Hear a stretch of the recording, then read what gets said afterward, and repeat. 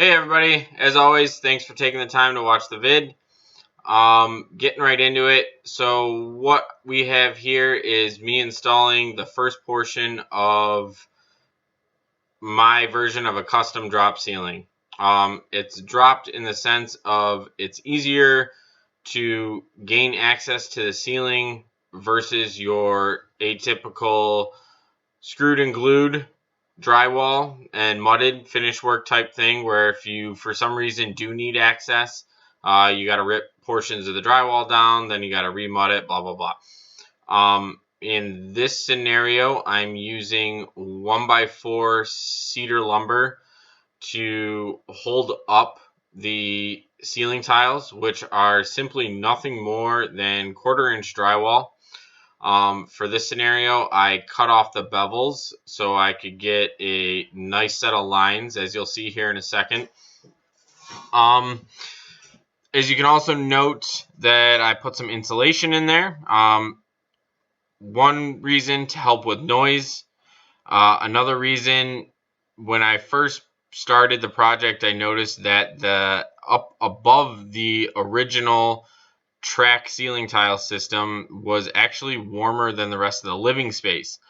So that was simply because, well, as we all know, heat rises. And then on top of all that, the ductwork not being insulated,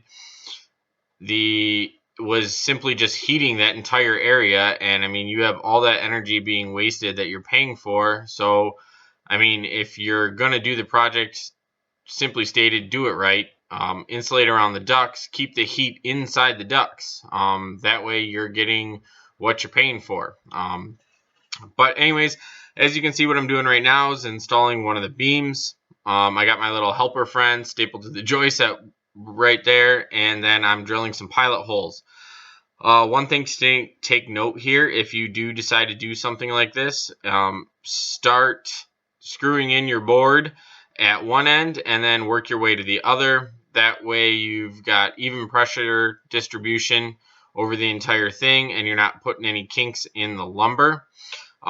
Secondly, my suggestion would be to use a star style screw, simply because they go in and out a lot easier than a Phillips head. Phillips head, you end up stripping one way or another. With the stars, you have less of a chance of stripping them out, because when you're done installing all of it, you can go back and level the entire ceiling by simply adjusting the screws at the necessary points. You unscrew it a little bit to drop it a little bit, or screw it in to tighten it up. It's that simple. Again, going back to the drywall, like I said, I just took a bunch of 1/4 inch pieces of 4x8 drywall, painted them at my house, cut them all up to make what you see, ceiling tiles. I cut the bevel off, and I'm using the lumber simply to hide the connections or lines. That way, no mudding. One less step makes it that much easier. One of the main reasons I came up with this idea is simply I hate your atypical drop ceiling tile. The foam look is just horrible to me. Doing it this way, you get a lot cleaner look. You still get access to the ceiling and what's in there, just in case type situation. But then also, if you've ever looked into ceiling tiles and some of the nicer ones, I mean, you're talking anywhere in the middle level is $4, $5, $6, $8, $10, $15 a tile for a 2x2 tile. I mean, Jesus.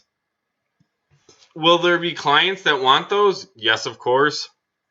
I'm looking forward to the day if I get lucky enough to get a project where I can kind of integrate some of those tiles into a build like this, just to add some character or spice it up a little. That'll be a lot of fun.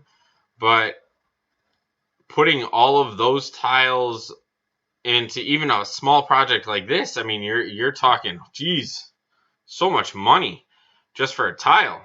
I mean, drywall, it's drywall. It looks clean. Definitely looks a lot better than your normal Home Depot ceiling tile for $1.50 or $2 or whatever the heck they are. I don't know. Okay, so regardless of all that, again, just my version of a custom drop ceiling, trademark Joe. But I'm going to shut up, let you guys just kind of watch the last few seconds, minutes, whatever, of this video, kind of see what I'm doing. As always, any questions, comments, concerns, don't be shy, and thanks for watching the video.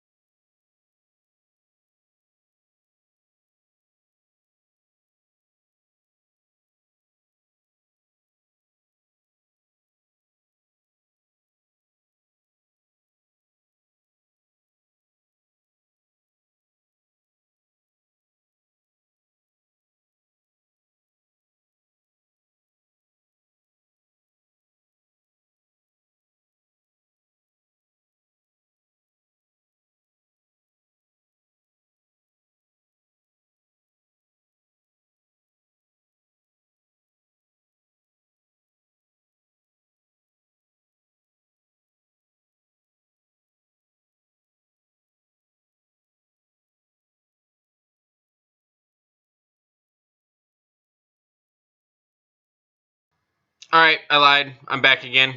So here we go. Just a final clip of the finished project, the first section of ceiling. Cool portion I did for the can lights is use some wood for the bigger pieces of trim I'm doing, and some of the 45s that I cut off to make some molding, just to spruce up the can lights a little. Cut a hole, dropped them in, good to go. Other than that, thanks for watching.